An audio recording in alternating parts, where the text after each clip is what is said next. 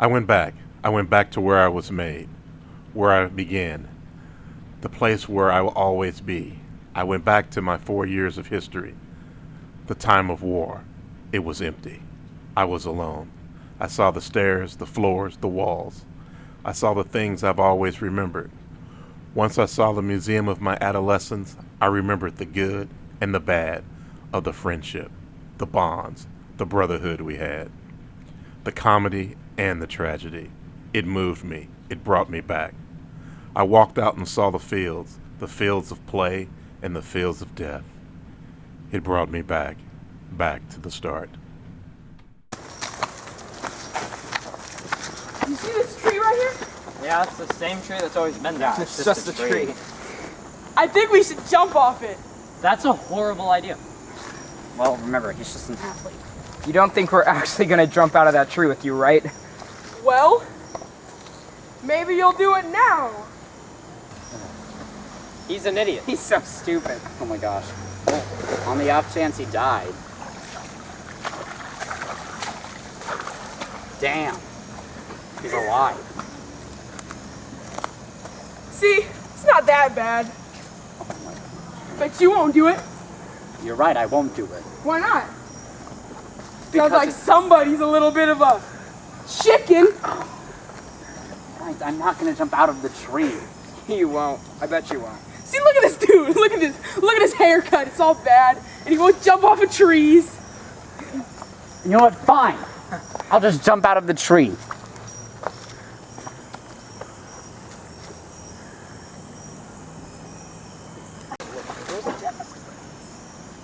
I did it. We should probably get back to dinner. Wait, guys, wait for me. Wait, guys. I'm coming, guys.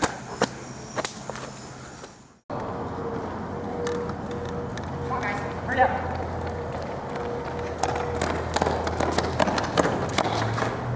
Explain. Sir, we were Well, what Gene means to say is that we were late for dinner because we were in an important endeavor. We jumped out of the tree. Well, which kind of represents the current war, because you see, Gene he had to jump because he's 16, gonna be 17, and if the draft age goes down, then, well, he's not really gonna be able to jump ever again, is he? Very well.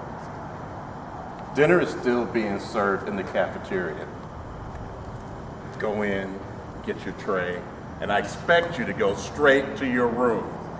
You can deposit your trays at breakfast.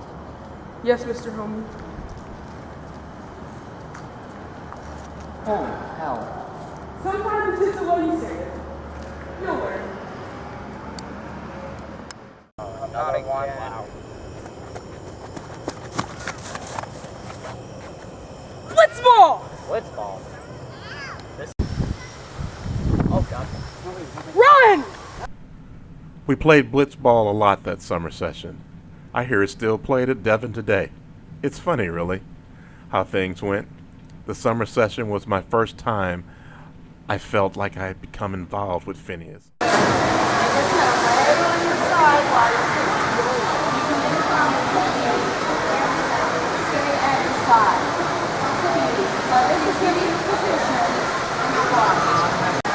So the record for the 100 free is 53 seconds. So, I'm guessing you're planning to break that? Correct. Want me to start you? Yep. Ready? Set. Go.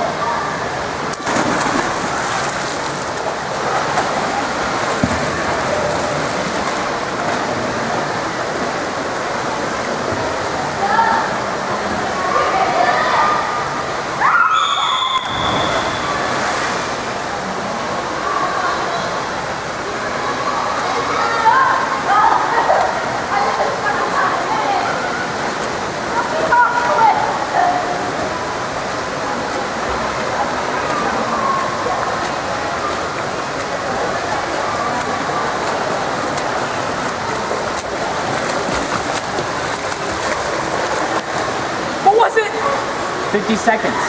You didn't broke the record. We have to go tell someone. Wait! It wasn't official. But you still broke the record. It wasn't me. Then join the swim team and do it again. It's not that easy. That moment, it occurred to me. The daily meetings of the Super Suicide Squad, him dragging me to sports things, his creation of Blitzball. It was all clear to me. He wanted to sabotage me. He wanted to distract me from my studies. The only thing I was better than him in was school. I was top of the class. But thanks to him, my grades gradually started declining. He saw it funny, my toiling over studies and everything else we did. Vinny, we have school today. I thought we'd go for a little morning run. We have to get to our classes. Damn it, Finny! Come back here.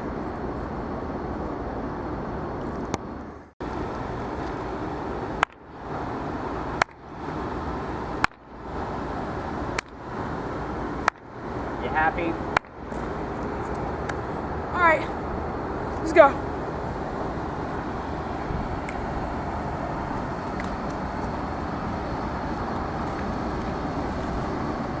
Rise and behold, fair Jean, for the famous Elwin Leper Lear making his famous initiation joke tonight. Tell him to do it another time. I have to study. Oh, I'm afraid he's gonna have to miss it. There's no chance he'd do it again. I guess studying can wait. Whoa, you need to study. Nope, I'm coming. And you can't stop me. Okay. That's when the idea hit. Just push him off. He won't hurt anything. Pushing him might be too obvious, so I thought shaking the branch would be the only sensible option. So I did it. It all happened so fast. I didn't think. I watched him hit the ground. Then I just jumped in the river. He's ready. Is he okay?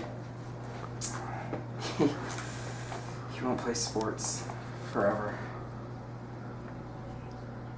Forever? It's bad.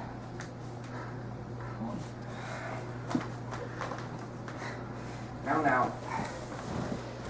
He's already got it bad. You don't want to make it worse. Do you really want to make him feel worse? No.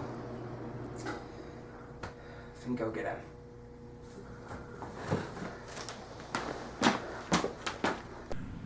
I couldn't tell him then. I couldn't tell him until after the summer session. I stopped by his place on the way back to Devon. I left as soon as I told him. I couldn't bear the thought of being without him. The next session started as it would. This winter, Brinker was across from me. I probably would have been happier if Phineas was here. But he wasn't. That's all I could think about.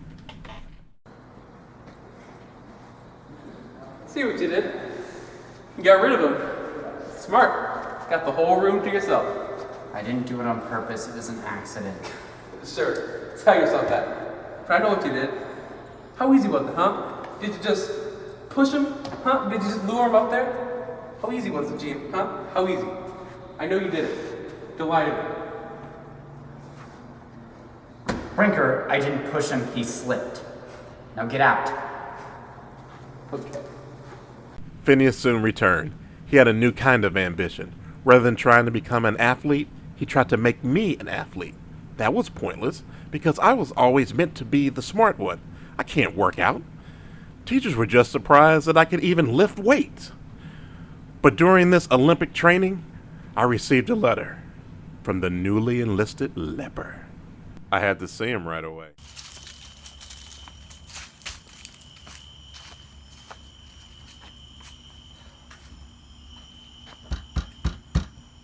Leper!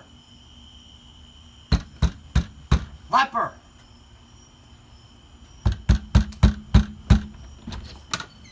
Come in. I'm surprised you came. Follow me. What is this about? I thought you were enlisted. Patience.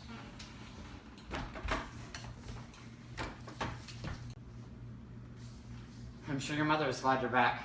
She must have been worried sick about you. I bet she's very pleased. I'm not doing this to please her. This is for me. My well-being. It has nothing to do with her. So, you said you escaped. How was that exactly? Did you just leave, or... I escaped. Well, you don't just escape from the military. No normal person could do that. I expect you don't find me normal. Funny, really, that word normal. What really is normal? I suppose you also find me, as you would say, psycho or disturbed. Well, look here. I escaped. That's simple. Well, for what reason? And how? You can't just escape from the military. I was going to be given a Section 8 discharge. Do you know what that means? It means I was going to be thrown out because they found me psycho, unfit for war. The repercussions of that would be devastating for me. I would be laughed at, the ass of everyone's jokes. I'm sorry, I just don't know what that means. How'd you escape? I snuck out when I heard them say I would be discharged. I panicked and ran. It was a stupid-ass thing for me to do, but I did it anyway. Because it's what I needed to do for myself to avoid a world of hate. No one would hate you, Leper. You won't be made fun of. No one will even remember this a couple years after the war. Don't give me that bullshit, Gene! This is a serious piece of paper. It could ruin my life.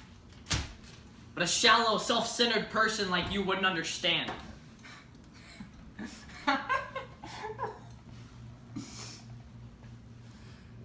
I watched what happened to people that were given this discharge.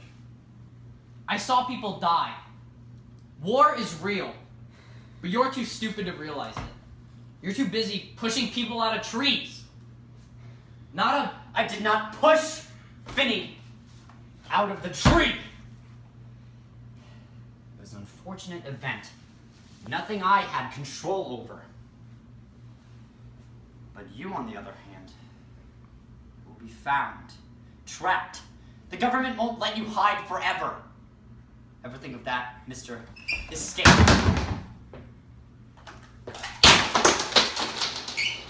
Leper, what the hell?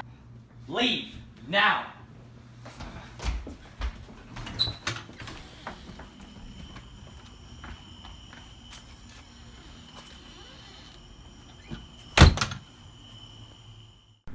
I returned to Devon. The thoughts of Leper's hate-filled visit still stuck with me. I was worried for him. I never wanted to see him like that. I returned to a massive game of blitzball in the front yard. I knew this was the work of Finny. It was pretty normal from then on, until the end. The very moment that I always come back to when I remember my time at Devon. So, give me the story, Leper. Why? What does it matter? Phineas broke something. Even if Gene did it, it's over now. Tell me what happened. Who moved first? It's important. Gene. Phineas, I don't care. It doesn't matter anymore. I'm fine.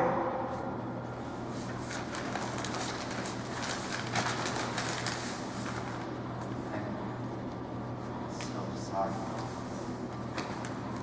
I don't care. Don't apologize. Phineas, wait. Finny! Finny!